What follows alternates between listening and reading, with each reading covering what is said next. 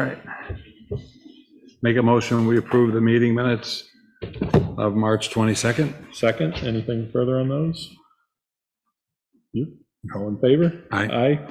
Make a motion, we approve the non-public meeting minutes, March 22nd.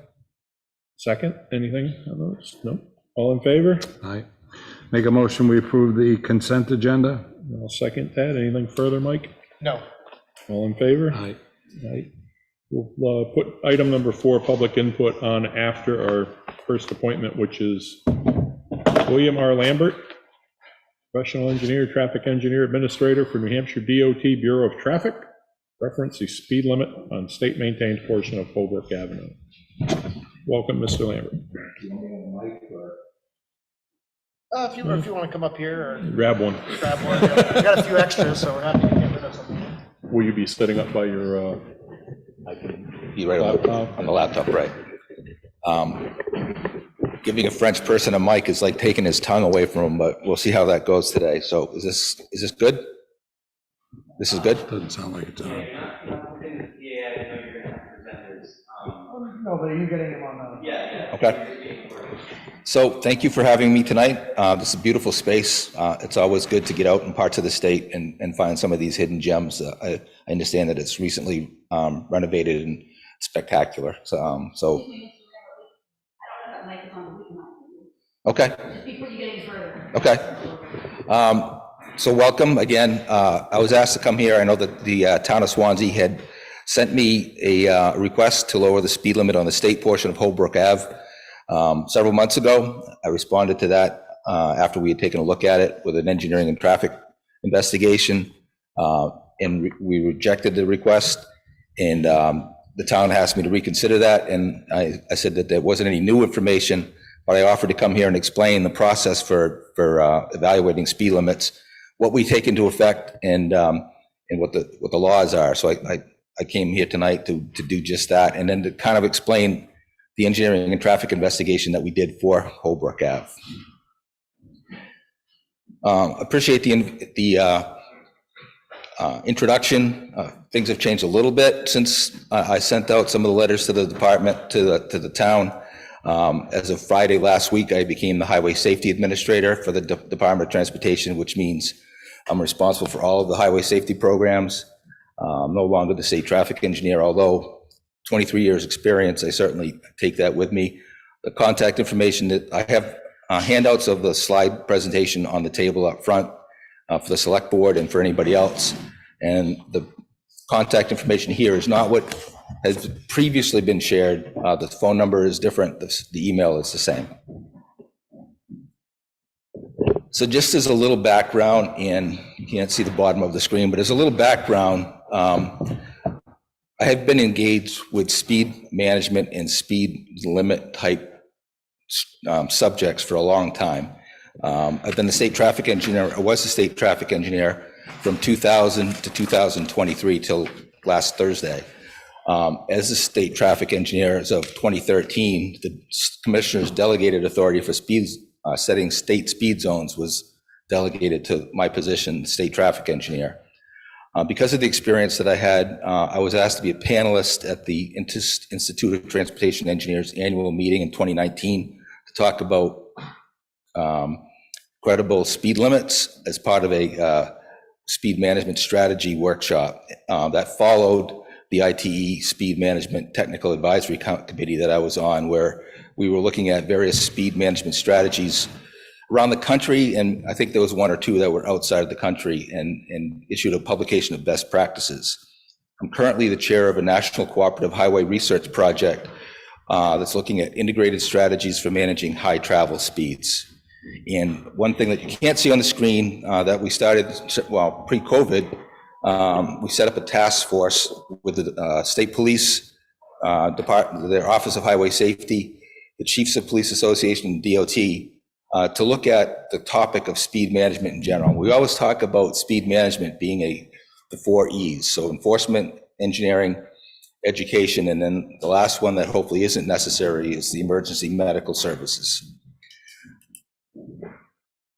Oh, and one other thing, because I've been dealing with speed management and speed limit issues for so long, I've been carrying around a copy of the tortoise and the hare.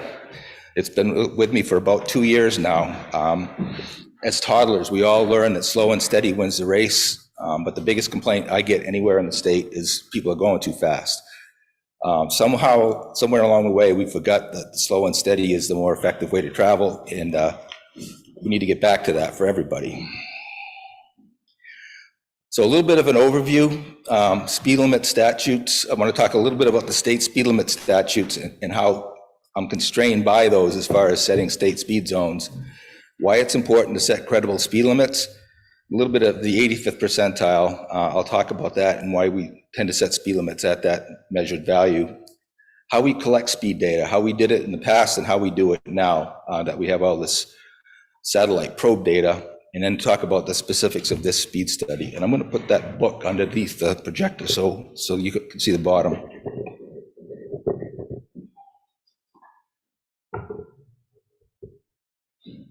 You can't see the top. It does have a little thing you can adjust. The twist.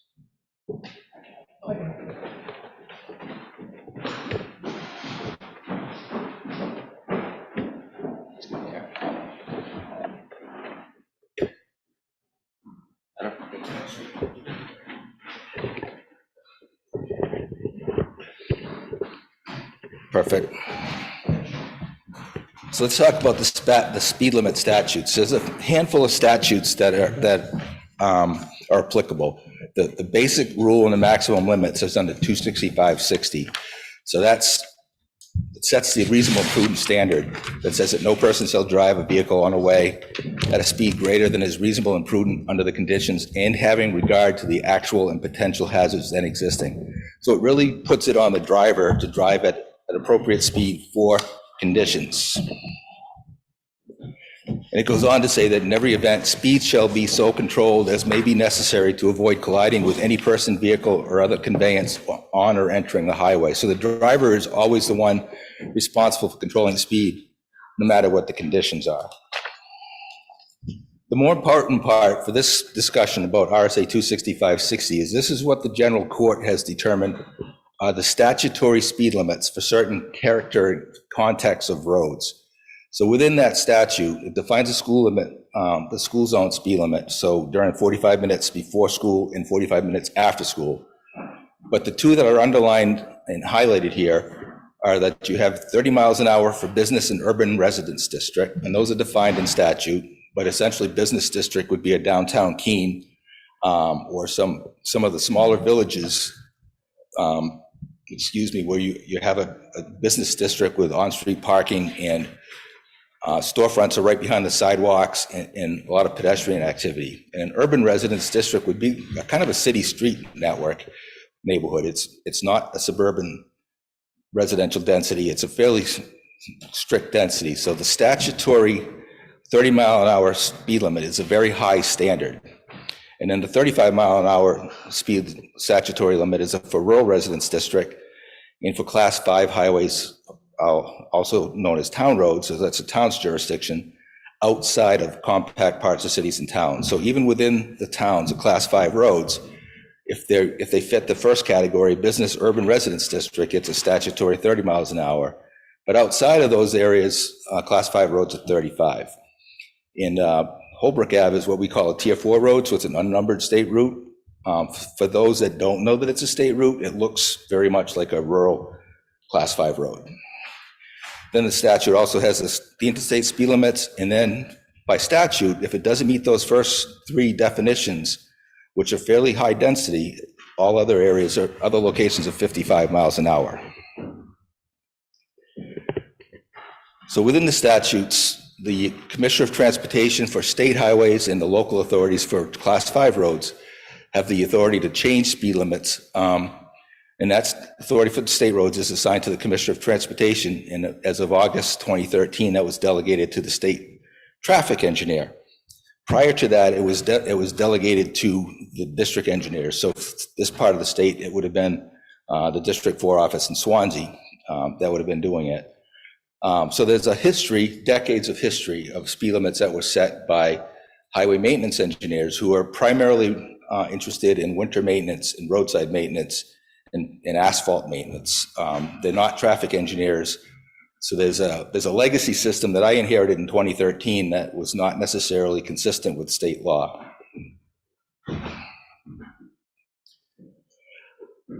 So in 265-62, that it says that the speed limit can be greater or less than the statutory if it's determined that the reasonable and safe speed is different than the statutory speed limit. And then I highlighted on the basis of an engineering and traffic investigation.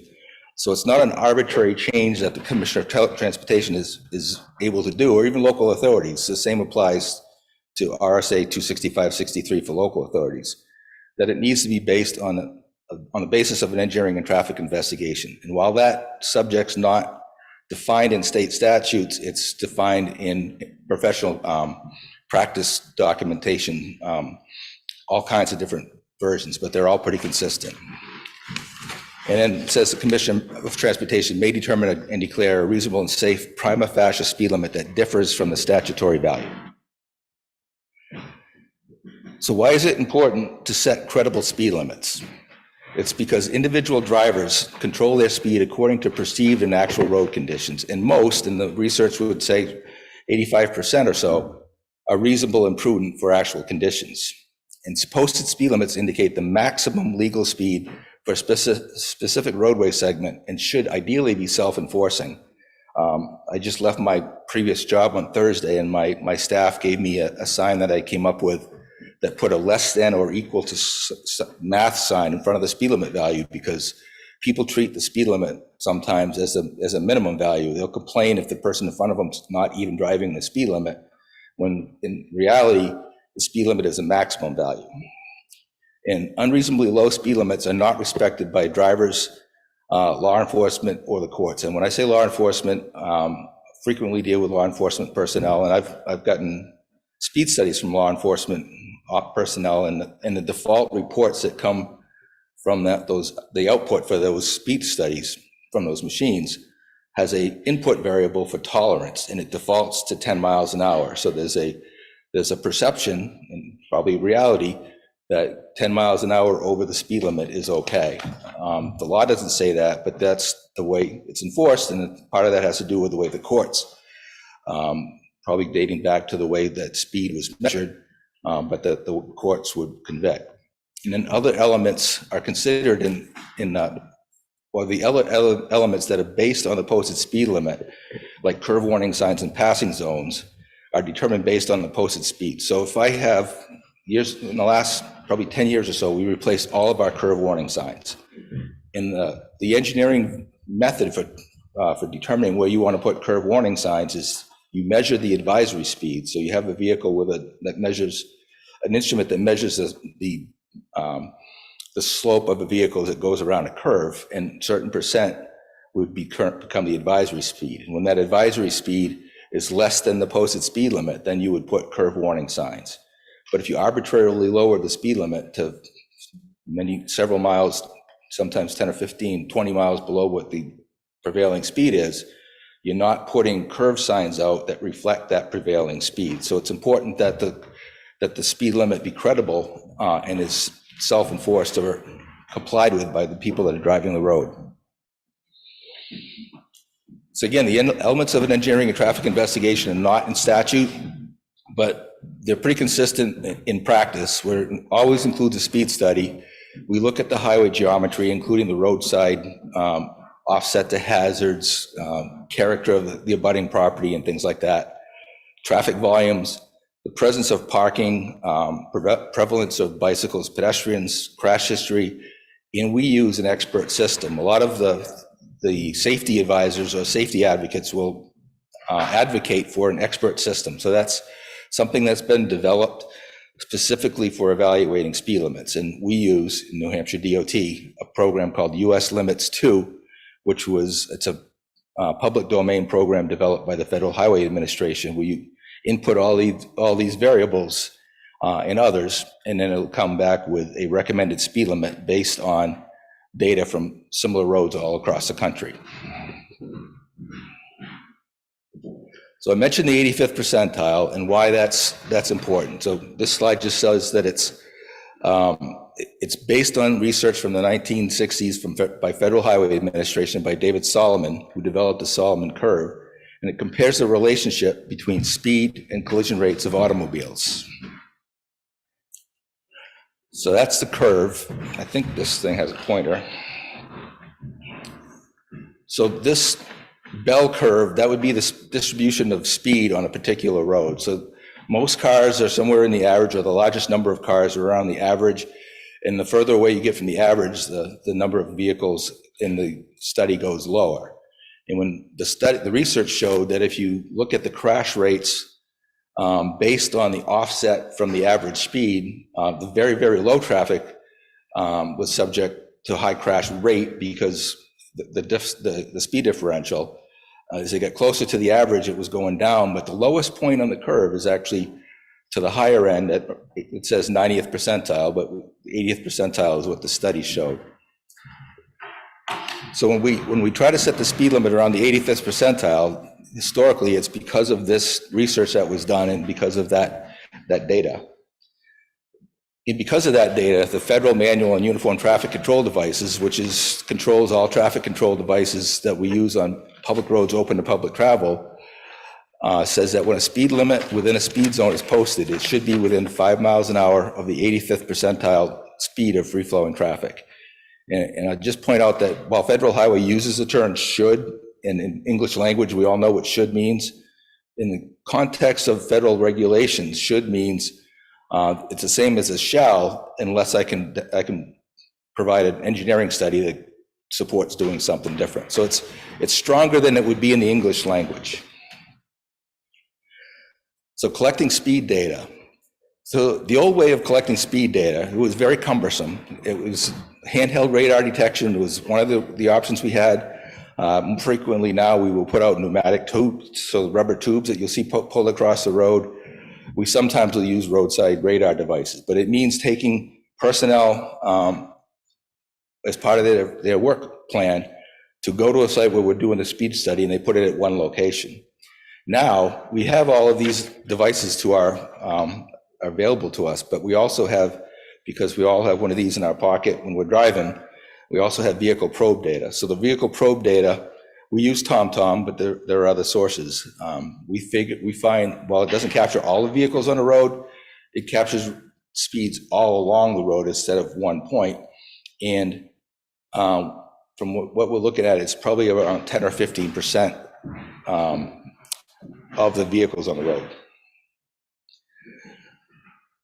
So some of the positives or the consequences of before is in the older versions, we would get all the vehicles that went by us at a single point, but we would only get vehicles during the time that we were taking measurements. So it's limited to a single point, and it's limited to the actual data while it was being collected for a fixed time limit. Usually with the tubes, we'll have them down for less than a week.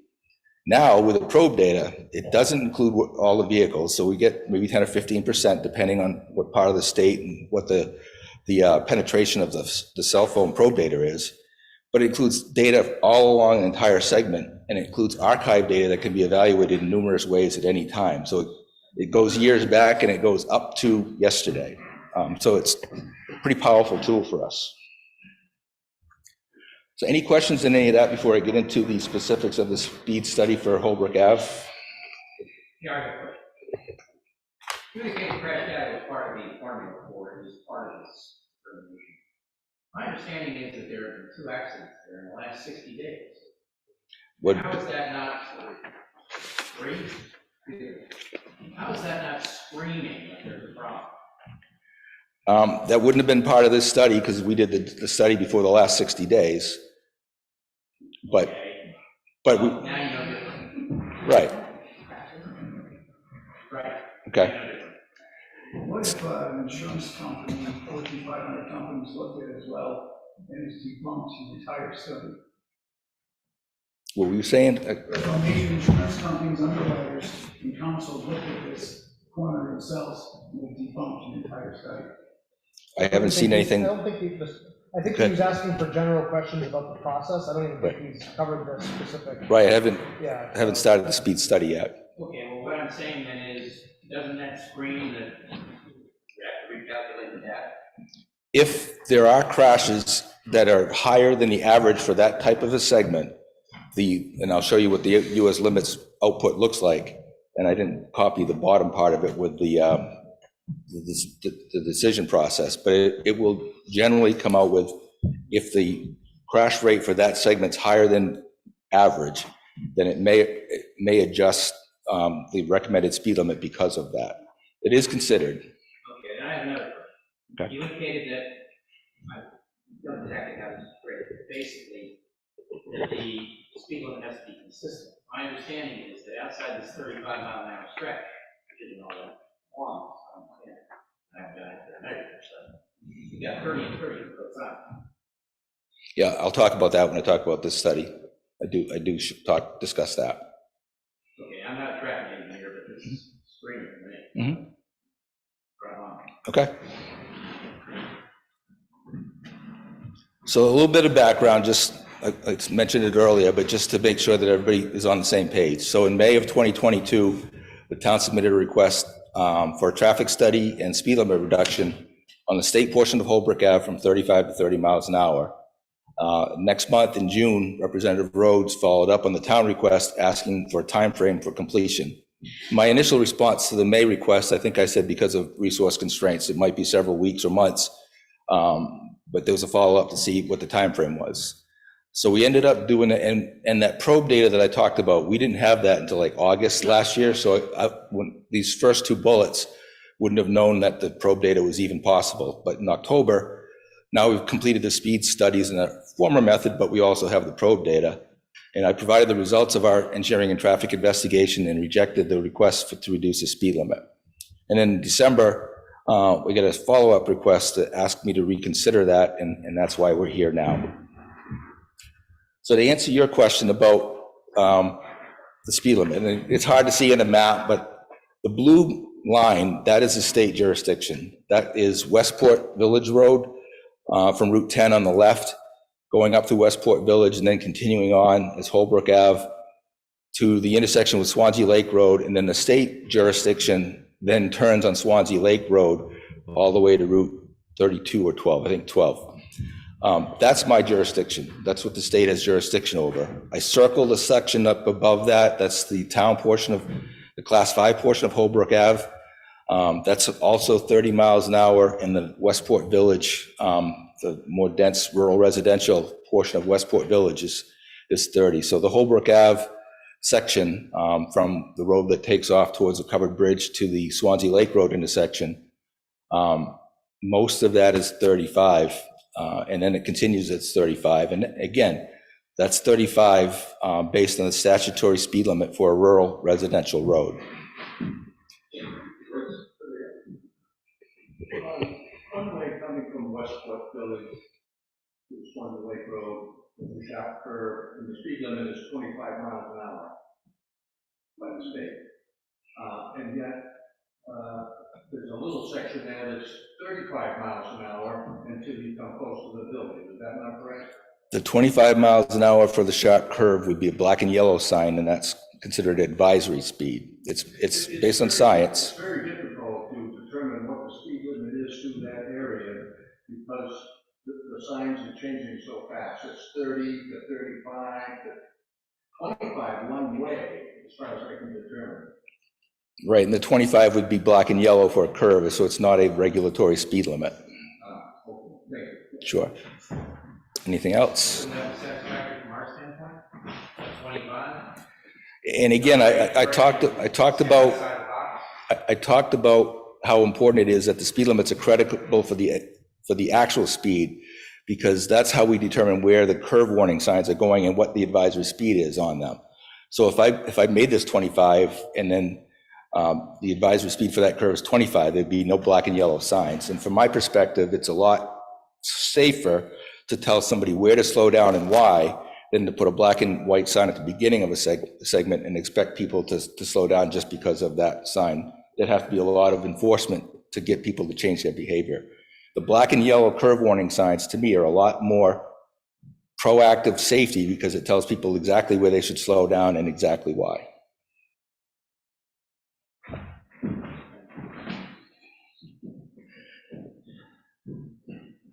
So we collected speed data in 2 locations just so that we would compare the two. West of Pond Road, where towards the more densely settled part of Westport Village, and then east of Ashwellet Rail Trail, where it crosses the section in the where the speed limit is 35. I also ran the US limits to determine the recommended speed limit, and the subsequent speed report, I compared that with the TomTom data just to get an order of magnitude comparison. So west of Pond Road in the 30-mile-an-hour speed limit, you can see the 85th percentile speed was 37 in one direction, 36 in the other, for a combined average of 37. What's interesting here is that the next line down from that highlighted value, the 10-mile-an-hour pace, that pace is the 10-mile-an-hour band that includes the largest number of vehicles in the sample. And you can see that the 25 to 35 is below the measured 85th percentile. That doesn't happen a lot. And often you want to have the speed limit within that pace and somewhere kind of in the middle of that pace. And the posted speed limit is 30.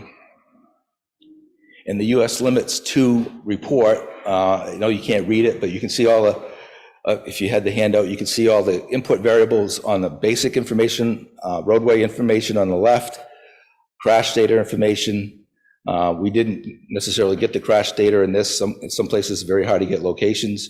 And then the traffic information, 85th percentile speed, traffic volume, on-street parking and usage is not very high. Pedestrian bicycle activity is high. And you can't see it maybe below the screen, but the program recommended speed limit is 30 miles an hour on that section of Holbrook Ave. Then east of the Ashwellet Rail Trail, so in the subject section where the speed limit is posted 35, the 85th percentile is only a mile an hour more, but you can see that the pace is 30 to 40 miles an hour as opposed to 25 to 35, and that the posted 35 is right in the middle of that. Traffic volumes and some of the other information are pretty much the same. And then the US limit speed zoning report, same input variables, pedestrian and bicycle activities is still high, and because of the traffic data, the recommended speed limit is 35. You really can't see this, but this is what the output from the TomTom data looks like. You can see that it says Westport Village Road and Swanzey Lake Road, so I did the report for the whole road. I zoomed in on the subject section. You can see where the intersection of Swanzey Lake Road and Holbrook Road out on the top, and I highlighted the section on to the left that the data is for, and the 85th percentile, I think, is 41. The closer you get to the intersection where people are navigating the right turns, the 85th percentile drops down to the mid-30s, but pretty much for the whole section, it's pretty consistent. So in summary, I want to make it clear that the New Hampshire RSA's define speed limits based on context and character of abutting land. So I have to start with the posted speed limit, the statutory posted speed limit. So the ones that I talked about from RSA 265-60, the business and urban residence district and the rural residence district would be the ones that apply the most here. And then to vary from that, I have to be able to support that with an engineering and traffic investigation. And it's also important to note that traffic speed is generally not affected by the speed limit changes. Whenever we've done before and after studies, we might change the speed limit up or down by 10 miles an hour, but the speed of traffic does not change. It might change by a mile or maybe 2 sometimes, but it generally does not change by the number on the sign. And that speed limits should be self-enforcing, meaning that they reflect a reasonable maximum speed for the segment. And I drove the segment. I came down here before I sent out that report in October, or before I scheduled this meeting in December. I came down, I slipped on the ice in the rail trail. I remember it, so it was definitely in the winter time. And I drove the segment, then I drove it in October with our district engineer. And I'm confident that the 35 is appropriate for the type of road that's out there, outside of the Westport Village segment. And with that, I'd be happy to take any questions from the board or if it's from anybody else. I have one question. Is there any way, do we have to have the black and white 35 speed limit sign, or could we take that out and maybe put in a black and yellow 30 mile an hour advisory for the rail trail, that it's coming? Rail trail is a little bit of a different story. Now in my new position as the highway safety engineer, one of the things that we're looking for is how to address all of the rail trails in the state. Railroad crossings by design tend to be away from populated areas, so they tend to be kind of remote. But now that they're rail trails, we've got people that are crossing in those remote locations, and we've got some that are in some pretty sketchy locations. So we're looking at a hierarchy of how to sign for those. I think this would be appropriate given traffic volumes and speeds with just some signs, and that's something that we would typically do. So it'd be a trail crossing or pedestrian crossing signs or something of that nature. And we could probably, one of the things we haven't determined is whether we would put an advisory speed plaque associated with that warning message to let people know they should slow down for possible pedestrians. Does the 35 need to be posted in that particular spot, or could it still be 35, but just not posted, eliminating the 30, 35, 30 problem? The black and white sign marks the change from the 30 in Westport Village to the 35 beyond that on the state portion. So it really needs to be somewhere. The further away we push it, the less effective it's going to be. So it really needs to be where you leave the village.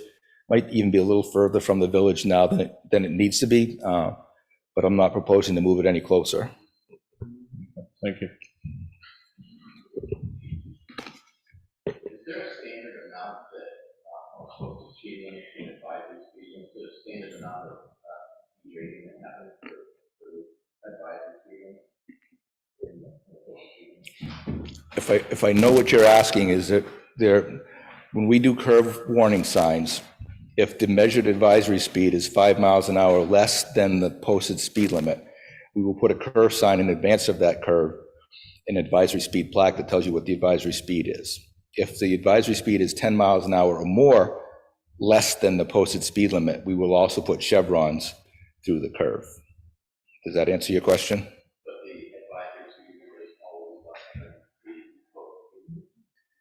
Yeah, I mean, it doesn't make any sense to have an advisory speed that's more than the posted speed limit because it's not legal to go more than the posted speed limit. Not more than, obviously, but the same as the posted speed limit, the refresh the driver's memory. Yeah, like you said, just obviously want to take away the advisory speed limit. They also would agree, but could it be the same as the posted speed limit? When we redid all of our curve warning signs, there's some flexibility in how the standards can be applied, and we picked certain criteria to be consistent because we wanted, when we look at traffic control devices, we don't look at one particular location, we look at a system. So we want it to be consistent with the whole state. So we picked just that if it was going to be, it had 5 miles less than the posted speed would be the advisory speed. That's where we would put that, and then we would add the chevrons at 10 miles an hour. There's in the table is recommended and required, and we went with the recommended, which is the advisory speed. Yes, sir. You're going to get your copy of the results, but in light of the fact we've had 3 accidents, over the last 3 months, doesn't that require that those 3 accidents be plugged into the numbers? Yeah, I mean, I'd be happy to rerun it. I'd be happy to rerun it with the numbers, but like I said, changing the speed limit, unless it's really sustained targeted enforcement, doesn't necessarily change behavior. So I don't know what the crashes were. The crash that happened and started, we don't know if that was excess speed. We don't know if it's going to change the values of the report unless we know what kind of crash it is. We don't put all the crashes in, because sometimes it may not be speed related. They may be impaired driver, things like that aren't going to be affected by the speed limit. I understand as a layman, I'm looking at the fact that the town's indicated there might be a problem. You said there's no problem, and we said they have 3 crashes. That tells me there's a problem. Okay. But the problem might not be the speed limit. The problem might be cross-slope of the road, curvature of the road. You're right, but that shouldn't impact the speed, it seems, Mhm. not correct. You're saying Holbrook has a class 4? I think it's class 2, Class 2? which is a state road. Speed limit difference between that and 5? Is there one? Class 2 puts it under state jurisdiction, but it's defined as rural residential. So it's in the same 35-mile-an-hour statutory limit as a class 5 road outside of compact parts of cities and towns.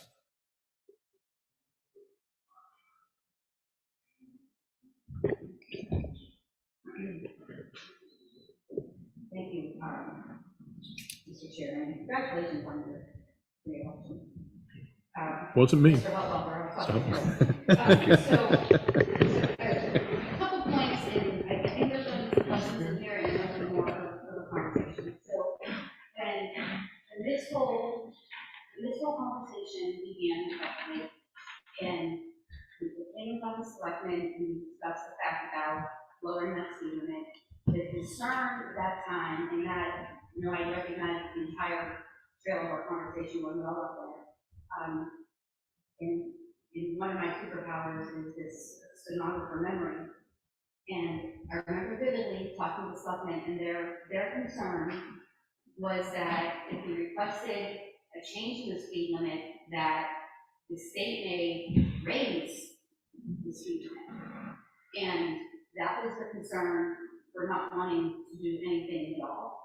And with that, that's whenever the conversation started with you. And I said, look, how do we have a guarantee that that is not going to happen? Is that even a possibility? And the conversation that you and I had was that you, recognizing that the state would not ever go into a town and tell them they had to raise the speed limit because you live in New Hampshire and you know what that would be like. And the quiet part that we never really said out loud, and I remember specifically, was you said that if the speed limit is reduced after a traffic study, if the will of the people is so to reduce it, the reason that you suggest to not reduce it is because if somebody got a ticket, that they could fight it and they could win because the study said, 35 or 40. So I took that as, if after we did all of this and if it was the will of the stewards of the town and the people still wanted that was possible. So with all of that being said, I think my question is, if the selectmen, I have not spoken to them, it's the first time I've seen them, if they said, look, it's gotten more attention, and we have had the 3 accidents, and we know people are speeding, which is why we requested it to be reduced in the first place. What would be the reason to not reduce it? I think I got your point, and I don't know if I can step away from the mic, but the most important part to me is that in statute, it doesn't say that the prima facie speed limit is greater or less than reasonable safe based on the will of the people. It specifically said the legislative intent is that it's on the basis of an engineering and traffic investigation. So while I would never, as I told you, I would never come to a town on the basis of an engineering and traffic investigation and say, I'm going to raise it 10 miles an hour. As long as that door, I wouldn't get there if I did. I might come back and recommend it if that's what I thought needed to happen. I came Route 9 here. Some of you may remember. It was the Senate President's brother, Tom, his brother Dan, was the state rep in this area, had amended a bill on speed limits and raised the speed limit themselves from 35 to 45. That's not my choice at that point, because the legislature says it's going to be 45 as part of the bill. So my sign crews went out there and changed the signs, what they should have done, from 35 to 45 to meet what the bill said. And then the folks in Sullivan said, well, nobody asked us. I wouldn't do that without asking the folks in Sullivan. raise speed limits through 2 villages similar to Sullivan. Once we had the TomTom data, Hill and Tamworth, sent both of them a letter in advance that said, this is what the research shows, this is what I recommend. If you don't feel otherwise, we'll proceed in that direction, and both of those went up. Speed limit, and a lot of my speed limit presentations will talk about some of the case studies that we've done. The first speed limit that we increased was actually prompted by the local police chief in Wakefield, where the police chief had a stretch of 153 that kind of paralleled Route 16, and it was posted 35. And I run the card based on my predecessors. Like I said, I got decades of not necessarily good practice setting speed limits, is that it's a curvy, windy road.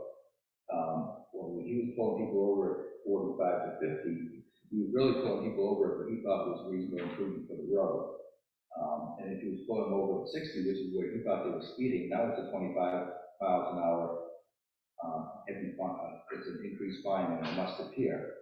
So we worked together, we did the research, and we went to the town and the select board meeting, and we presented the data collectively, collaboratively, and we raised the speed limit from 35 to 45. But before we did that, for 12 miles of Route 153, we looked at all the curves based on that increased speed limit, and we added something like 200 assets. So, like I said earlier, there's a lot that goes into speeds. I've been dealing with speed limits a whole lot. It's by far my number one concern. I don't get a lot of concerns about 35-mile-an-hour speed limits. It's usually on Route 10s and Route 12s and 32s where people are going at a much higher rate of speed. But 35 is a statutory value for a rural residential road. And by any definition, I think Holbrook Ave, Swanzey Lake Road meets that definition. Like I said, I could also say that Holbrook Ave, going to Swanzey Lake Road, would also meet that definition, and it's also the statutory 35 of the Class 5 road. I don't have any jurisdiction with that. So I can't make any change there, but if I were to run another engineering traffic investigation, I would think that it would not support the 30 that's on the town portion for Holbrook Ave. That's a long-winded answer for your question, but. So, with respect to that, what I refer to as the brown stretch through there that is 30, and observing that is the town portion. So that is certainly rural. It's all farm. There's nothing in there. I mean, I think you could probably take like a Payroll Manifest there. And that would, unreasonably low speed limits are not respected. But I know for a fact that I go 30 in there because I don't have to run miles in my car, right? Like, that is what that speed limit is. I don't go 30 because I think that I can't go faster. I go 30 because that's what that speed limit is. So I think I'm back to my original question of, I mean, is there like a fine that you're going to get? I just feel like if this were outside your house, like if this was your actual problem outside of your house, would you say your hands are tied? Because I feel like that's what you're saying, but I don't really feel like your hands are tied. So if this was your, right outside your house and knowing everything that you know, would it be simply if my hands are tied, that's what it says? Like, I go back to, are you able to change it? Like, can it be changed? I don't understand how it can.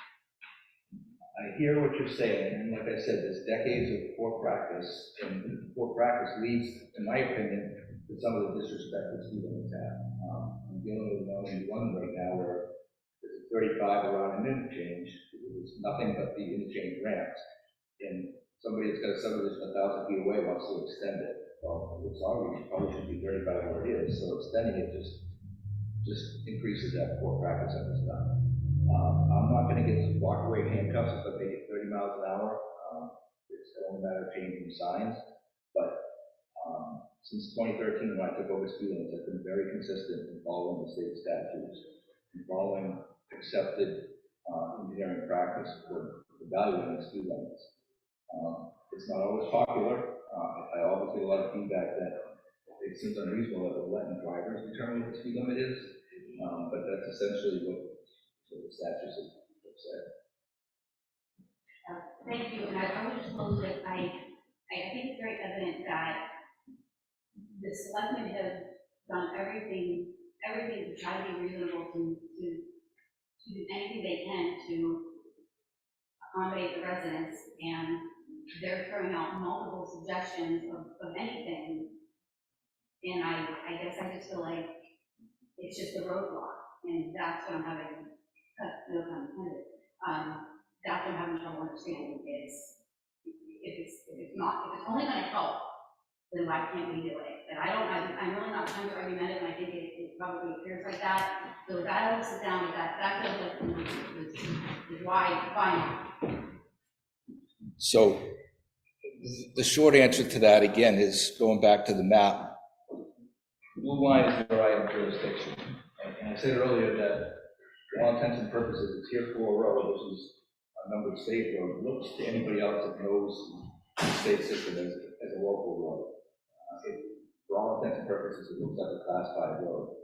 So if that is a class 5 road, I'm sure John Caulfield in the Swanzey office space and road wouldn't have an issue with turning it over. If the town wanted to regulate that road, I'm sure that that's something the state would consider. But, that's not generally a popular thing. Towns don't want to take over more maintenance, but it turns the regulatory jurisdiction from the state traffic engineer or the commissioner of transportation over to the town.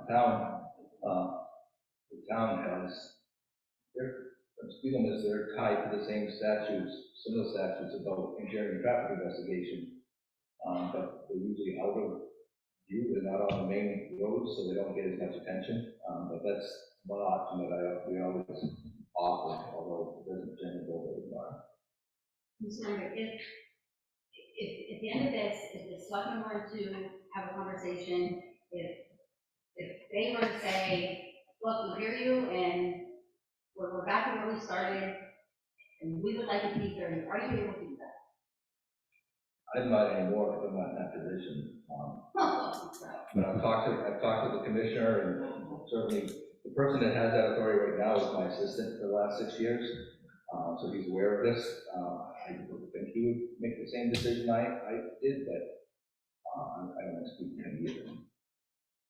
Again, I fall to what the statutes say in the engineering and traffic investigation is, and if we added the crash data and it came up with a different number, we'd be happy to reconsider it. I don't necessarily think that would happen. Yes, sir. Did I hear you right? Did you actually say that some of the study was completed in 1962? Not my study, but the study on the Solomon curve, the 85th percentile. There's been several studies since then that have tried to either dispute it or confirm it. It comes back to similar results as the study in the 1960s. Well, maybe you should add that to your talk when you talk to people, because that's 60 years ago. Things are a lot different. There are more people using Holbrook Avenue than there were 60 years ago.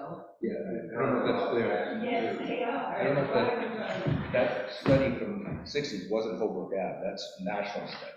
Okay, but even though you're applying it to Holbrook Ave, and Holbrook Ave has a lot of different things on it. Coming out of West Swanzey, there's kind of a little garage there that someone works with a lot of things out in front of the house. And then you get into the agricultural area with gates and people taking horses and animals back and forth. And the rail trail crosses. I live near a rail trail, and I have to be very careful because people are not that careful when they're coming out on a bicycle or walking. Sometimes they walk right out in front of you. I think they should take a real hard look at that area. Have they done a study on how many people use that road for cycling, jogging, any of that sort? We don't have counts for the road or trail. For the road. Yeah, we don't have counts on pedestrian bicycles. Got any rail trail info? I think with the road data, there's going to be options, it's not one that we paid for. But we did on the US limits to input, we put high pedestrian and bicycle traffic, so there's not a number applied to that. It's high or not, and so that was figured into the determination. You know, a lot of people said, well, including myself, I've almost looked at multiple times on that corner, especially for down on the cemetery, where people just don't pay attention to you. So I really do believe it's being video, especially with adding more condos and everything in Swanzey, everybody uses Holbrook Road to keep their kid out, ride a bicycle or ride a horse down that road.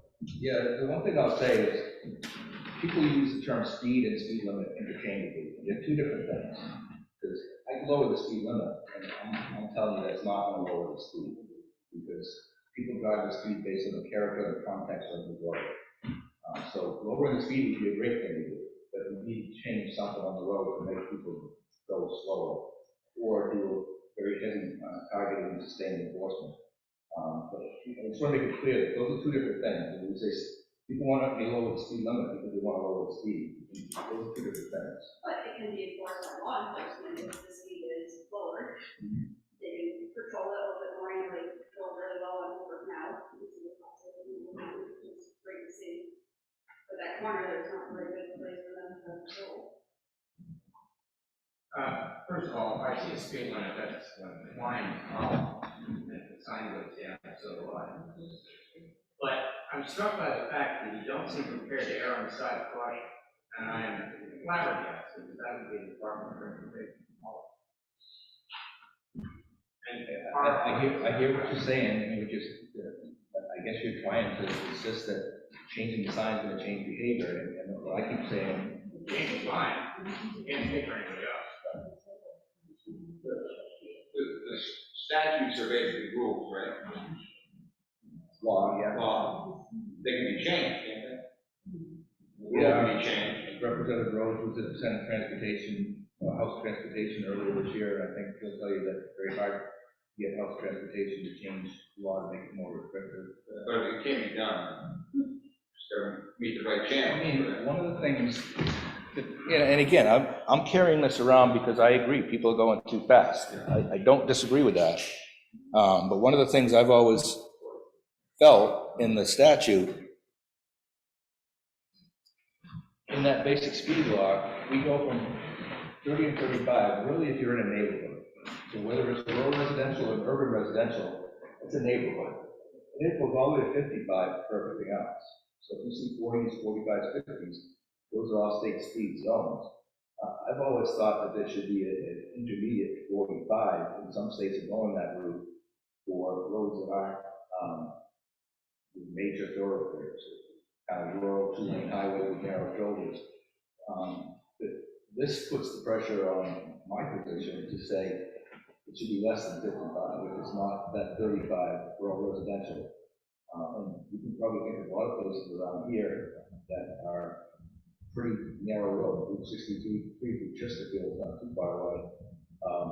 Where you would want to go 55 there, and probably times don't even want to go 40 or 35. So I'm going down that double 53, yeah, that's sketchy. This way. I'm actually confused by all this. What we have here is paralysis by analysis. Your study doesn't take into account foot traffic or people walking along the cemetery accessing. It doesn't take into consideration the few crashes and previous crashes in other years. Your cameras were set up in the areas of the curves where people actually slow down. Study has already debunked your entire theory here. We have fire, chief of police, 3 selectmen who were voted by the people in this room to carry out our wishes. They unanimously voted to have this corrected. And yet, we come here and we listen and we see some nonsensical data that's put up on here that makes really no sense. It's dated, it's outdated. And so there we have it. So I ask you, sir, have you ever made a mistake? I'm sorry, made plenty of mistakes. Probably. Well, you just made another one. And as far as liability goes, you just attach your name to whoever sues the state. It's going to be the Lambert law. Because I can't see for God's good grace why anyone would have this still at 35 miles an hour, knowing everything we've told you. There's nobody in this room that thinks you made a damn bit of it. sense out of all this. We all know that it's dangerous. We're asking the Lord. And what I see here is bureaucratic arrogance. You really don't care what we think. You really didn't come down here to help us. You came here with your laws, your rubber stamp, and you're tossing off to another guy. You're off on your little promotion. You know, basically, you're our mere people. Everything's fine, go away, and I'll see you later. That's where we're at. Well, I think he did open the door to maybe our representatives enacting a law or proposing a law to change it. You said Dan Eaton did it, right? So. I hear what you're saying. I need to let people know that I apply the same logic to every road in the state. I've been doing this for 23 years. It's not always popular, but it's consistent. And if I lower the speed limit at every location where somebody thought people were going too fast, the whole state, I mean, I used to be London example. The folks said that because the people in their subdivision were all well over 60, that they need more time to respond to people that are coming into their intersection, so there should be 35. You use that logic, every road in the state would be 35, and that's just illogical. So I'm following the law, but I'm following the practice, and I'm trying to be consistent on every road that we maintain throughout the state. I did come here to fix things. I responded to the request to lower the speed limit. The select board respectfully asked me to reconsider, and I said, I could have sent another letter, but I said, I want to be in person to take the heat and to offer an explanation as to what goes into setting speed limits in the state of New Hampshire. It's not an easy job. It's not a popular job, but it's one that I take very seriously, and I've been doing for 23 years. And I'm not handing the problem off to my successor. He certainly knows how to get a hold of me, and I'm not too far away from his desk. Just for my education, is it state law that every town is 30 miles per hour for the towns unless otherwise posted? That is not state law. State law would say that it's 30 miles an hour in business and urban residence district, and in class 5 roads outside of urban. So it will be 30 unless otherwise posted. No, School zones are 20. Those are local ordinances, and those are always by the county roads. And you're basing your efforts to not change this based on previous practice that was poor decision making by your own admission here. This was poor decision making prior to you being in this position. No, I would say that the poor decision making are roads that were arbitrarily lowered for desired values. If you drive west of Woodstock, all of 112, where most of it is 35 miles an hour, and if you look at the regulations because of the curve of the road, I would rather get black and yellow signs telling people where those curves are. Well, we have those, and they're for people to be aware that there's some sense of the change in the road, of course. How long have you been driving? How many years? Approximately 30, 40, in excess, right? 45. When there's a speed limit, do people adhere, in your general estimation, you think they adhere to that number? Is that a recommendation, or is it because the car stalled for them for 30 miles an hour? I don't think so. I've been in the business 33 years, and that's not what happens. If the posted speed limit is this number, well, the cops give us 10 over anyway. So if it's posted at 35, we're going to be 45. I think you can get the same opinion from these two gentlemen here, who've been in the business also for a long time.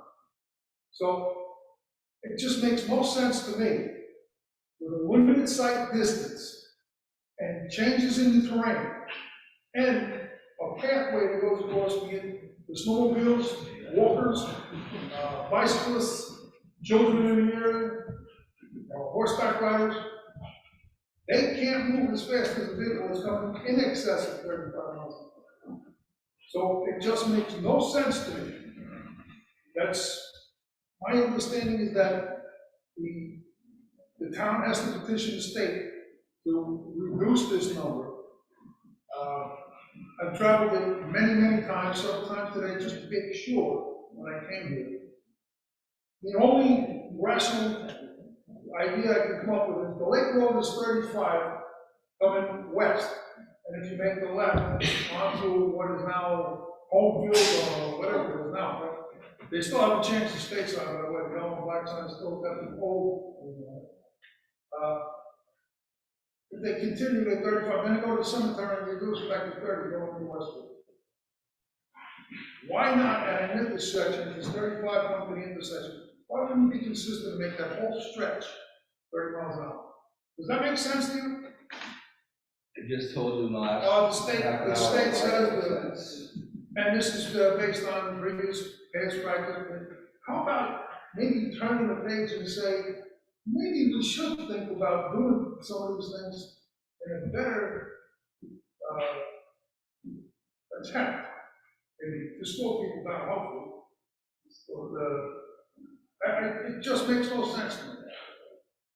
Appreciate that. Like I said, I don't get a lot of understanding, and some towns get it, and then there's a lot of towns where I walk away and they're all for the changes proposed, or they recognize why we're not making changes if that's the case. But that, that's why that's why I came out here, and again, I could have said another memo, and I just didn't want to do that.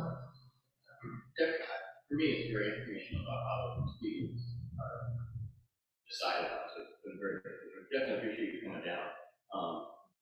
Just wanted to confirm something you said. Right now, the average speed of people that drive on that road, based on the studies and the information we get from phones, is 36 to 38 miles an hour. Average speed, 37 miles an hour is 85% percentile speed, so that's 85% of the people driving that or less. Sure. So that right now, that's only 2 miles an hour above the posted speed limit of 35. If the road was, the speed on the road was about 30, and people still drive, like you said, the nature of the road, I'm guessing it wouldn't change a whole lot. So it'd still be around 37. It'd still be under the 10 mile an hour allowance that you mentioned, for that usually municipally enforced. Yeah, I'm not speaking to law enforcement. No, I understand. What I said is that when I've got reports, there's an input variable on the report that says tolerance, and the default number on that tolerance is usually 10. They can change it to reflect their actual practices, but the default value is usually 10. And to your point, the speed limit that we looked at, and again, it was prompted by law enforcement and citizens. 35 mile an hour speed limit in Candia with 27. When we did the speed data, we looked at the distribution. The postal 35 captured less than 5% of the people on the road. So 95% of them were doing close to 45 to 50. And again, with the town support, we did raise that. We go back later, and we haven't changed the speed of traffic on that road. So traffic drives the character of the context of the road. The numbers say that they're doing close to 40 and they leave Westport Village coming after that curve.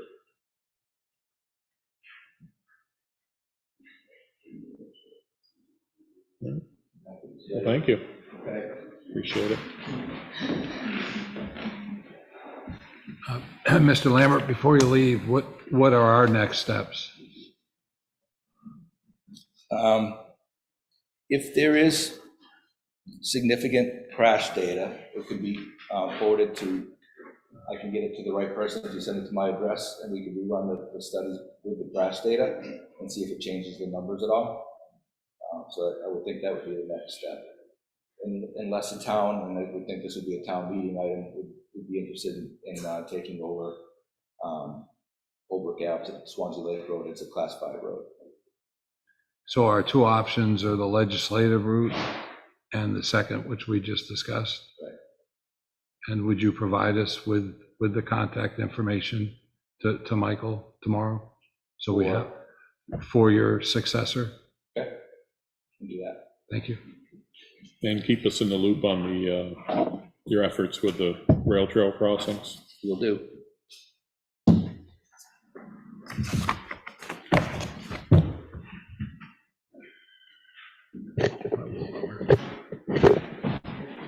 Thank you. Thank you for coming. Thank you. Turn off the projector.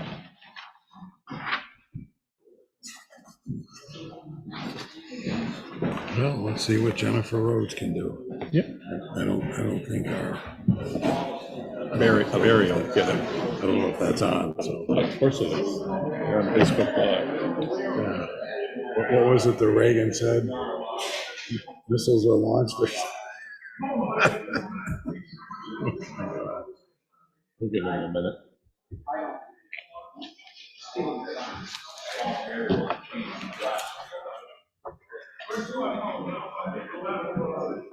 It just doesn't make any sense to me.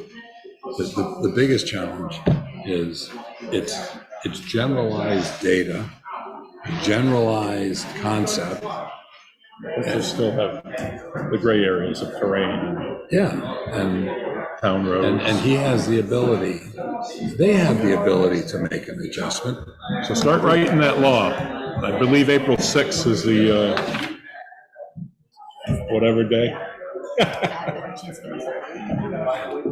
Attach it to the budget or something. Yeah, yeah.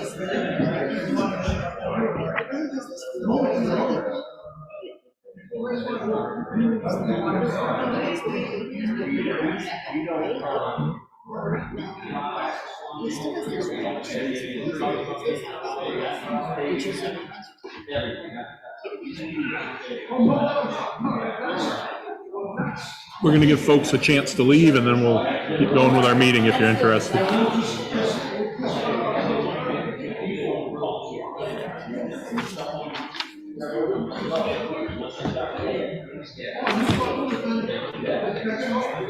Well, what's Joe talking about? Does he talk about the meeting that we had last week? I thought you said, I mean, it was just a general opportunity to have an update to tell us our meeting. Okay. In case that discussion. First to come in without Ken. What's that? The first to come in without Ken here. I'm kidding. Thank you.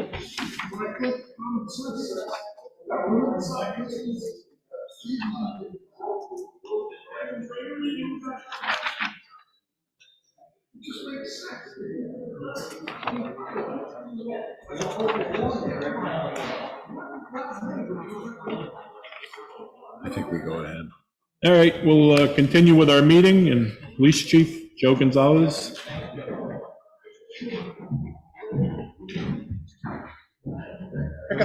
Pick a throne. Actually, why don't you sit in that one if you don't mind? Do be closer to the mic.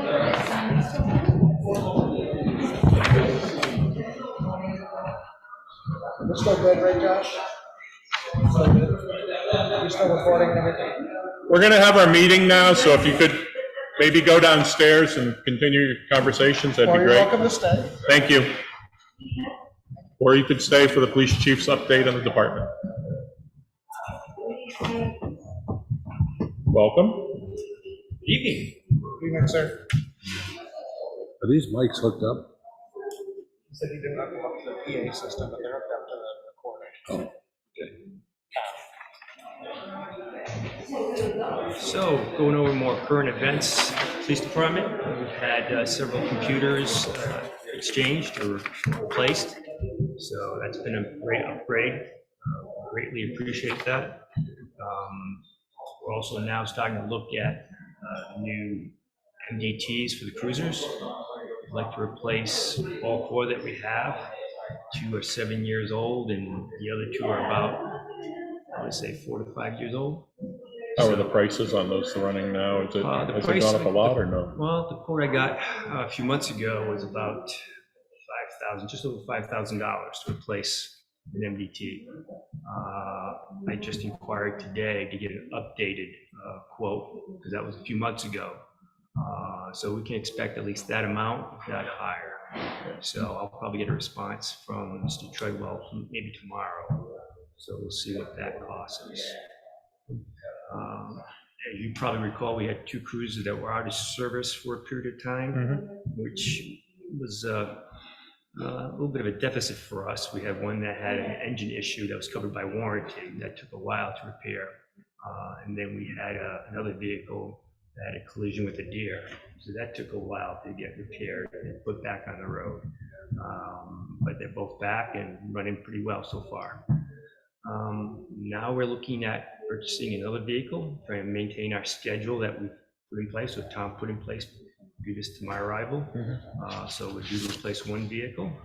I contacted 5 dealerships to get quotes and prices, both Fords and the GM Tahoes.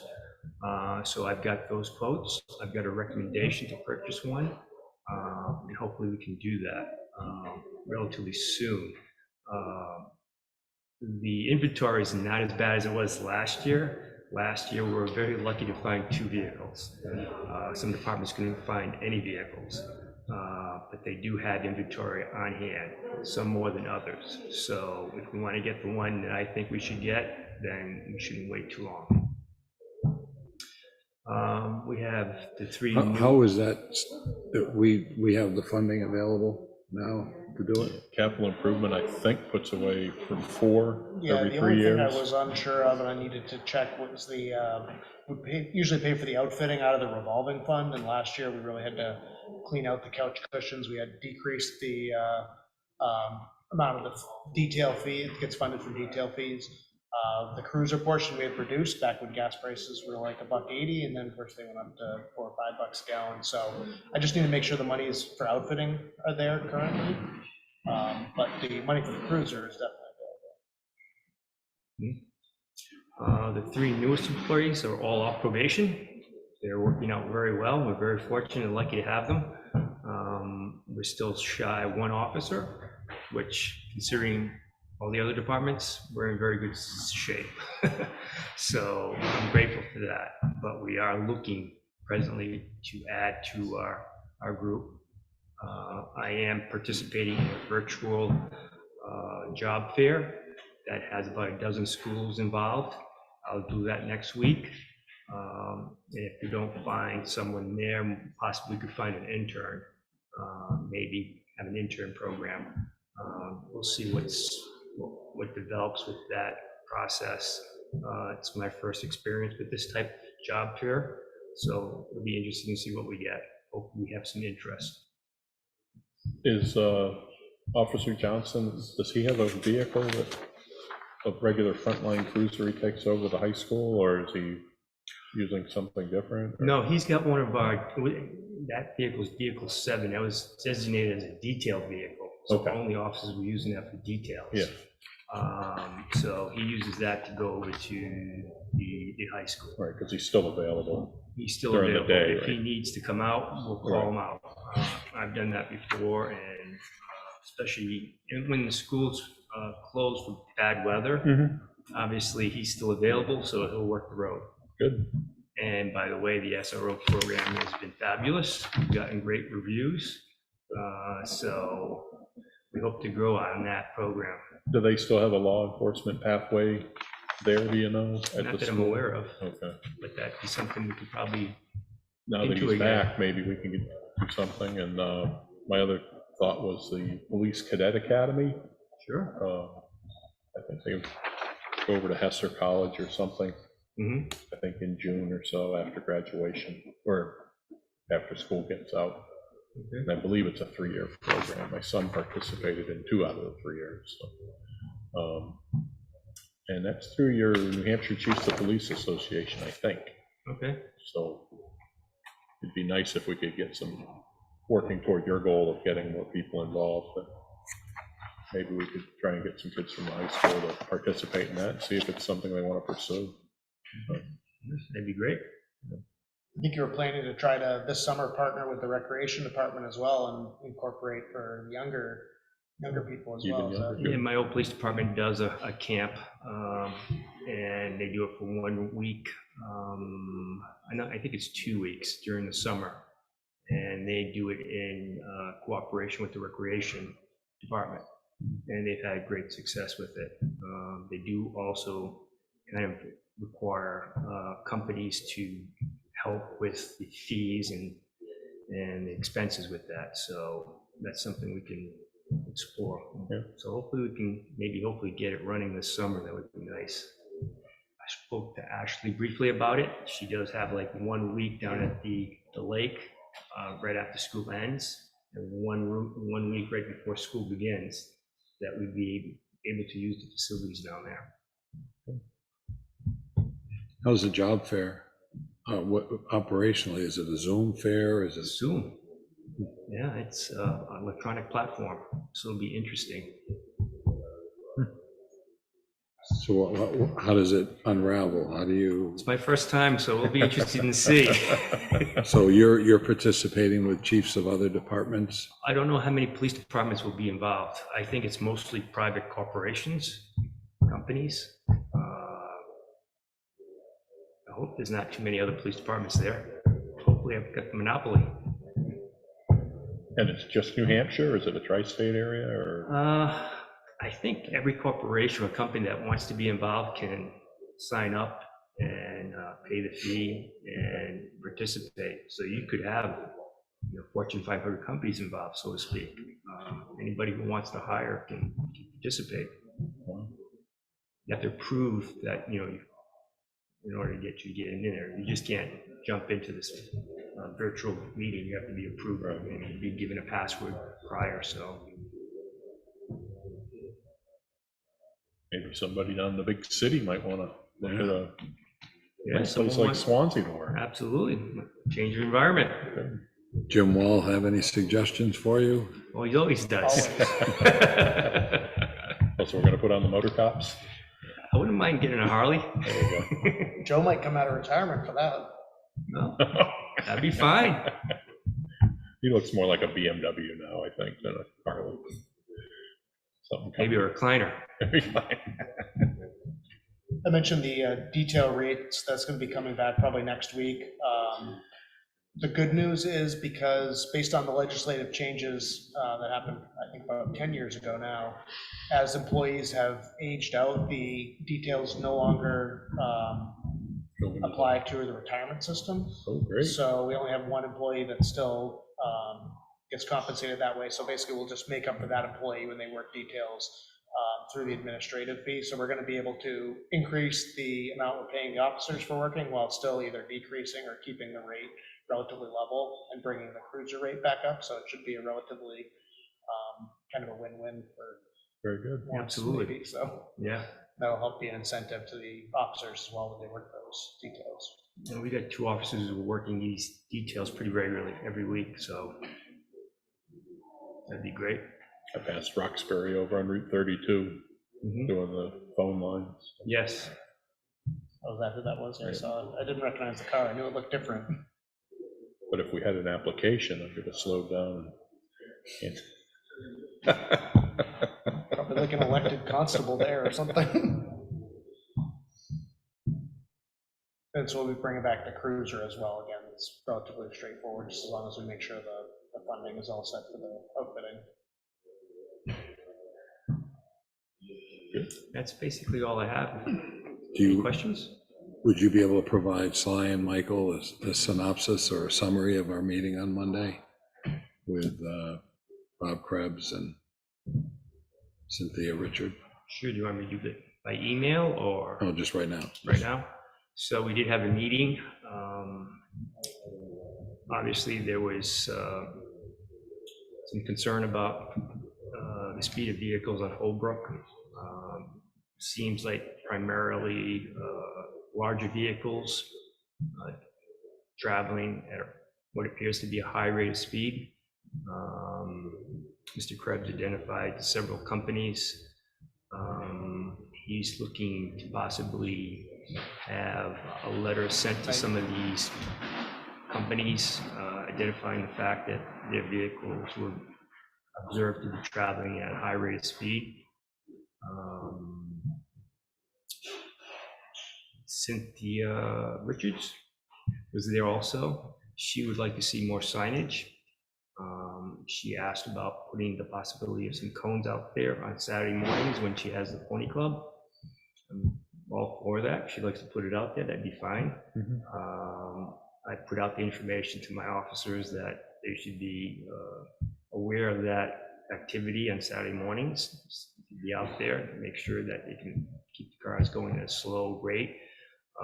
So not to scare the horses. Obviously, horses can be somewhat sensitive to vehicles, so. And that was pretty much it. Did I miss anything? Now, I wonder if there's a way that we could have some patrol over there, just to get a sense of what the speed is. Because with 38 may seem fast, but it may be, it's within your realm of tolerance. Well, that's sign I'm just taking 38 from this, but. Yeah, our sign that we had out there pretty much corroborates what the state's results were. Everything seems to be in sync, so it didn't fluctuate from what he was telling us today. That sign pretty much captured the same amount of speed. I mean, you have variance, so he's looking at the medium. You're gonna get people, kids or whoever in the middle of the night who wanna go 55, 60 or more. So that's an outlier. But for the most part, people are doing the mid to maybe a little higher 30s. I guess my concern with the letter, and I really didn't think about it when we were there, I was just trying to gather information as you were, is that we're assuming that those vehicles were traveling at a rate of speed from those different vendors that is really not tolerable in that kind of a situation, but we don't know that. So. Yeah, I think that would be problematic to send out letters to companies that law enforcement who are trained on how to document speed limits aren't the ones that observe these situations, but residents. If you're standing next to the road and a big truck goes by, even if they're going 35, it can often feel like they're going pretty fast. I don't think we actually have any evidence that I'm aware of about those. Well, we're not sending the letter, right? It's going to be from the private party, so. No, I don't think. No, they They asked us. Yeah, I'd be against that also.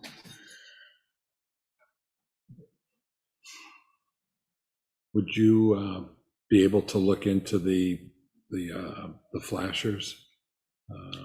What that cost would be? Maybe they're portable, we could move them to different areas of town, or. Sure, I mean, there's something. different ones. There's quite a few different Yeah. vendors. They're always reaching out to try to make a sale. They have different options. You have ones that are fixed on posts, or you can have the portable ones. So it's whatever your preference is. When we reconstructed that road about 5 years ago, we had initially planned to do something like that, either flashed or indicated what the speed was. And Chief DeAngelis was adamantly opposed to them because he felt like, at least to some drivers, it was an incentive to see how fast they could get up on the score, if you will. I know Mr. DeRusso, I spoke to him, and he doesn't feel those are effective either, for whatever it's worth. But we did at one point, we were planning to do those, and that's why we didn't end up doing them. And we have the sign, which we can move around and at least get data. I don't know if that sign we have can reflect the speed of the cars going by or not, but we do have a mobile sign that we got a couple of years ago. Well, I think instead of doing radar, just when he finally does some stuff with his rail trail crossings, and we have our own rail trail issues, maybe we could have just a caution blinking amber light or something that's, caution ahead rail trail crossing, or whatever we come up with, so that would maybe help in that situation too. Matthews. But yeah, I agree with Tom actually on the radar signs, because some people like to see exactly how fast they can go. We'll throw a camera on it. Yeah. I think we probably had our biggest turnout in a long time. That's good. And I think we need to show them something that we're prepared or preparing or looking into something that might help them address it. The cone aspect, I think it was great that you're able to allow that. I can't visualize how that will happen. All I can think of is the damn cones at the Winchester Street in Keene, because they're moving them now, depending on the time of day. So that's in the back of my mind. But there was a legitimate concern with the horses and the children, the adults crossing the road and all that. I think we just have to be responsive in some way, and the trail is part of it.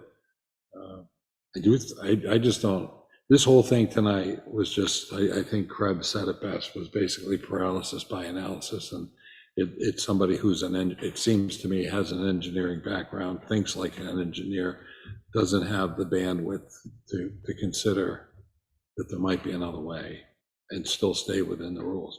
That's not a flaw, it's just, it just doesn't make sense to me that we have 30 here, 30 here, 35 Right, here. 35-mile-an-hour sandwich, yeah. Well, I Yeah, think his just- answer was we should make ours 35. Or take the road over. Yeah, well, that's enough. Yeah, so, I don't know, I get it. I'm not trying to say I don't understand, but I think anybody who's taking the easy way out does this. The person that tries to solve a problem looks for solutions. And clearly they're not in a position to do that or want to. And they've got a huge state to cover. It's one individual, so I understand it. But I think anything we can do that people could look at and say, well, look at this is what they're doing, and the trail part is, would be a very important part of it, with the caution signs, the flashing light. But I never thought about the speed one being, how fast can I go? I see those things and boy, it just, I'm dropping because I don't want to Because get. you think there's a camera. Well, yeah, you never know, but or maybe they don't have them I in New don't think Hampshire. that's legal in New Hampshire, Yeah. Oh, really? right? So I don't think cameras that monitor, certainly to monitor speed. I've never give a seen it ticket. in the state of New Hampshire, so no, but they do utilize them in a lot of different states. Certainly a And lot of they're other a big money countries, maker too. for a lot of cities. And I think we ought to get into them for their covered bridges, especially the ones that are getting hit quite often. That Yeah, we ought to have maybe you and something. Joe could work together or something to, I don't know where the funding would come from, but if a bridge gets hit, maybe we could, or have it, just somebody look at it and see if there's something that shouldn't be going through, whether it's weight or trailering yeah. something. Or, How much does a pickup truck weigh? less than 3 tons.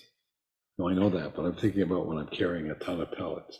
Well, it's probably 58 for the truck. Your Dodge? Yeah. Ooh, No, that's a it's big one. a Ford. Are you gonna Ford? Aluminum bed? Do you have Probably, sandbags you're right in around there? 6,000 pounds, probably. And what's the weight limit? 3 ton? Yeah. Oh, good, I just make it. Okay. Just I don't just- have your wife in the car when you're driving over it too, then you're pushing it. But it's the things in tow, for lack of a better word, a plumber's truck that has Oh, God, the they're big loaded. box on the back and, so. Is there anything that we can help you with in the department? Do you feel like things are moving well and Yes. I mean, everybody's there's- pretty acclimated? Yes, I mean, there's still a lot of things I want to achieve. I'm still working on policies. I'm getting close to midway through what we're doing, just redoing the policies completely. It's a big undertaking. It is. And it brings back some nightmares from my previous occupation as accreditation manager.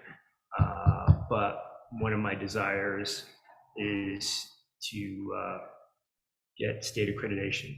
The state is now in the process of implementing a program for state accreditation for police departments. I think that's a great endeavor. And I would like to see our department be one of the first ones to get state accreditation. So I think it'd be something that we could probably achieve. And it'd be quite an achievement. Yeah. What's involved? They're going to identify the program. They've got a conference in Lincoln, New Hampshire next month. It's a 3-day conference, but I don't think it really takes 3 days to go over the program. I think they're going to publicize something. I think the New Hampshire Police Academy is going to publicize the program on their website, but it will be a complete list of standards. I would guess, comparing it to maybe some other state programs, it's maybe like 100, 150 standards that you have to comply with. It has to be in your policies. So the policies that I'm refurbishing right now kind of follow Keene's policies, and they're fully CALIA accredited. So that's a much higher standard, CALIA. accreditation than state accreditation. So I'm hoping that a lot of the policies I'm already refurbishing will fall into the state standards that they're going to publish eventually. So we'll see. Is there training for the officers or anything they need to do as part of it? There should be a department training that goes over the process and the program, so they have a full understanding of what's entailed for that program. But it'll be interesting to see what the program totally encompasses. So I'm hopeful. We'll see. It'll be a high hurdle to leap, but I think we can do it. Right. What's the benefit? Well, when I initially talked to Primex, they weren't willing to reduce our premiums. But now that the state has the program going, they're looking to possibly give us a little reduction in premiums. Plus, it ensures people of Swanzey that the police officers of Swanzey are doing procedures that are nationally and statewide accepted, and that we're a professional organization doing standards that are meant to be done by law enforcement officers. So I'm hoping that we can achieve it. We'll see. Great. So We could also provide some liability, additional coverage if there were an incident that, we got a complaint, let's say, or Sure. something, that Yep. we have clear policies that are up to snuff and procedures. There's Yep. a benefit there as well. Hopefully make the prosecutions easier as far as professional witnessing and things. So. Yeah, so I'm refurbishing the policies right now as we speak. I'm making sure that we meet nationally standard accepted procedures. But when the state comes and does an evaluation, they'll assure that we are doing that and that those practices are being done. And that's sort of a seal of approval. So it's kind of important. At least I think it is. I think you're right. So you'll find out more details. Are you going to the conference in Lincoln? I might. It's probably a 2-hour drive up and a 2-hour drive back. I think the important aspect of that conference is about 4 hours. So I should be able to do it, I think. If not, I'll see what's on the New Hampshire Police Academy's website. Maybe that has quite a bit of detail on that. And if it has, then I might not have to go up there. But if it doesn't, I can run up there for a day. When is it again? It's next month, I believe, if I'm not mistaken. It's just a couple of days away. Well, It's not next Meeting week. May. well, I think April. more mid to late April, I believe. Just get a hotel room and Right. stay over. 3 days. Let your hair down. I can't leave the town for that long.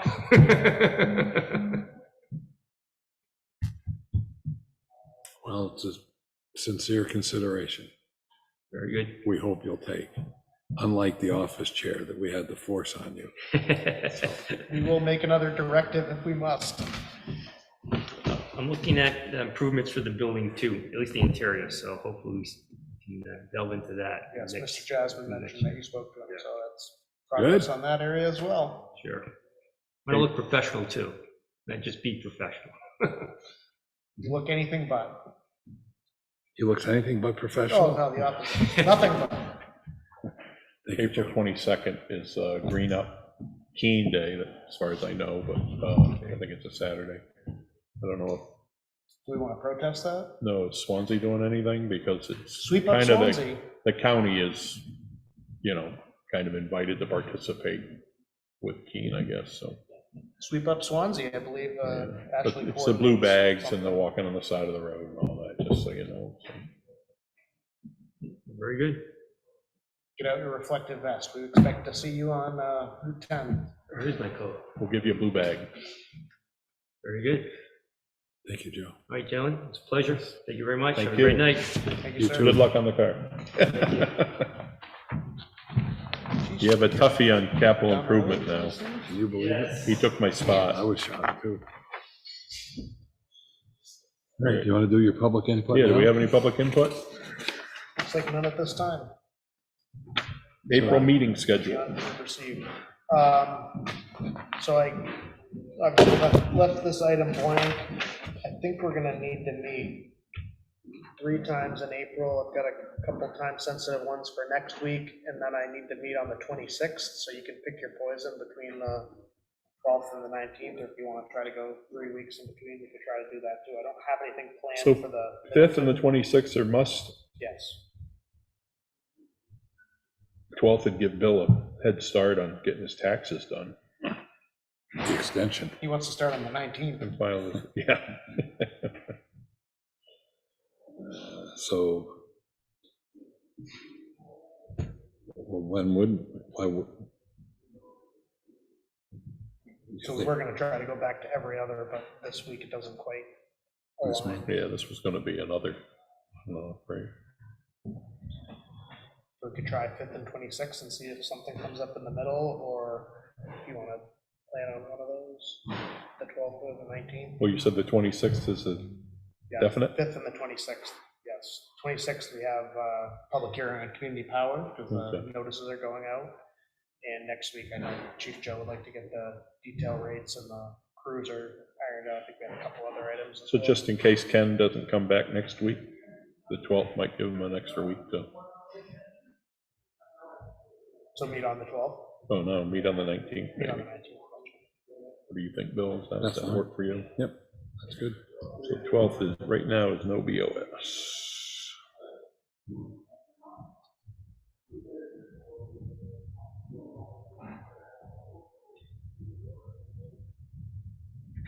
And administrative update. So we have a email from our illustrious assessor, Mr. Marizoff. He's been working to resolve a few prior year Yep. Eversource matters. If you look at the bottom line of just over 40,000, sounds bad, and I guess it's not great, but we do budget 50,000 a year for abatements, which normally we don't spend anywhere near, so it looks like this is gonna be one of the years we have to spend at least a chunk of it, but, so this is for tax years 2020 and 2021. What are our options? Well, they were trying to get 110,000, so that sounds a lot better than that. We could go to, try to hear the case at the VTLA, would be the next step. We'll probably spend 15 to 20 in our preparations and attendance. And I'll ask for Ken, he can justify this. Yes.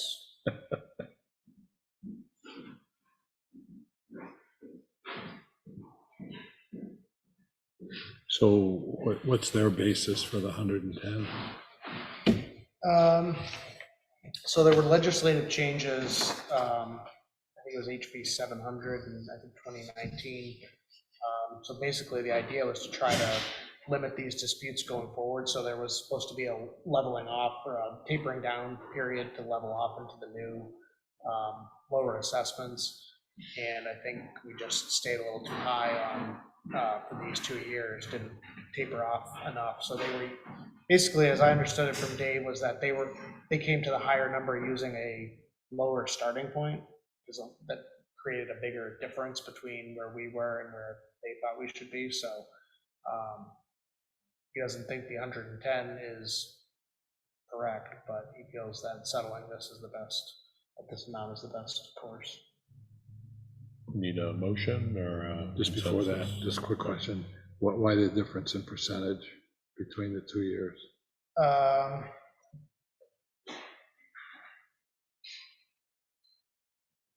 That's a good question. Oh, I think that, I think the interest rates Right. changed. The interest rates went down, changed, yeah. now they're gonna go back up probably, it's a state level, When the interest on taxes, the interest on abatements changed as well, I believe, but I will verify that, but I believe I that. just thought it was further back than 2020. Yeah. But maybe not. Maybe time Seems doesn't like go as it. quick as I thought. Usually it's longer ago than you think, so Yeah, I can check on the interest rates. and make but sure yeah, I'd be those are correct. supportive of that. Consensus or motion? Consensus is fine. Works for me. Yeah, so that or less. If he determines the percentage could be different. Yep. Precisely. How's Julius? Hey, doing good. Very productive EMS committee meeting, so And you- happy about that. And you beat us. You got done before I us. know, I thought you were gonna be. Oh, good. Well, my 5:50 for the second appointment was closer to 6:50, so by the time we got there. Anybody online, Josh, for public input? Not at this time. I just have one other quick item. We've had a request to have Ashley's office, instead of being on the first floor, be in there, because the antiques that are in the first floor office are germane to the village and the period of the building, and she wants to remove them, obviously to have office space. So the request was to have her come up here. So I would prefer to explore kind of finishing the project we started in Town Hall.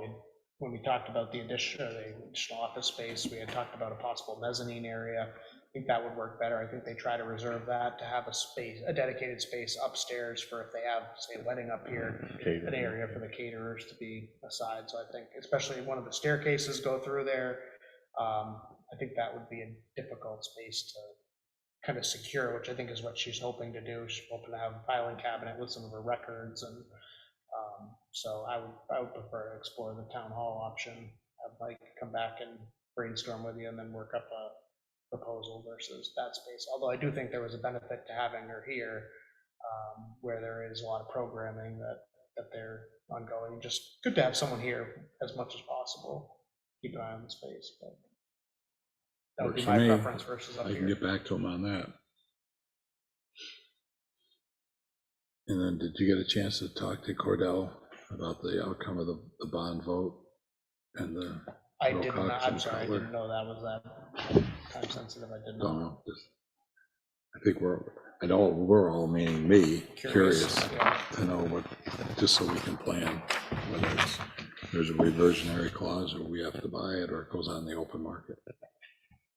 You have to buy it on the open market and make it a better deal. Who else is gonna wanna buy it? Well, if there's a reversionary clause, huh? He knows who will buy it. And we don't want that. We don't want that here. No, I think the Wilcox thing was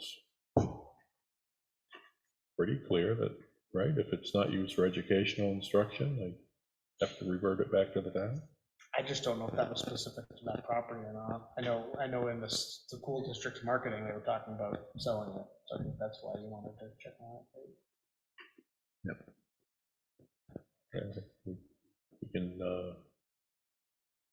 trace its lineage back to 100 years ago, right? I think. Did you go to school then? Not quite, 96, but not 100. You're a year or two after Ken. Yeah, maybe 6 months. Any non-publics?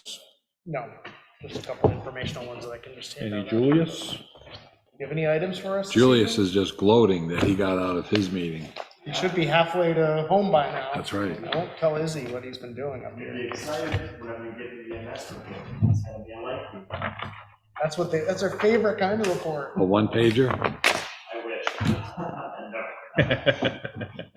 Might be one more done, that's full. The executive summary better be a page if you want anyone to read it. I was gonna say, I think we're sitting at roughly 10. That's not bad. Well, you have some to go to come up with a sewer commissioner's final report. Yeah, I see that you still have, that's taking up all the space in your notebook Yeah. there. What have you thought about that so far? I sit by it every time I sit in my car seat. It's right there. It's wedged between the seat and the console. I have a feeling that's a weekend project.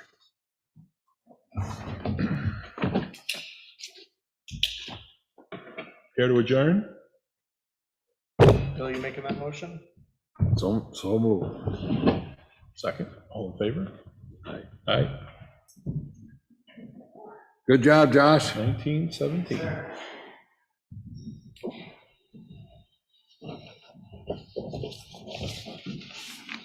Recording stopped. So just for review, we can, I assume we want to talk about it in terms of.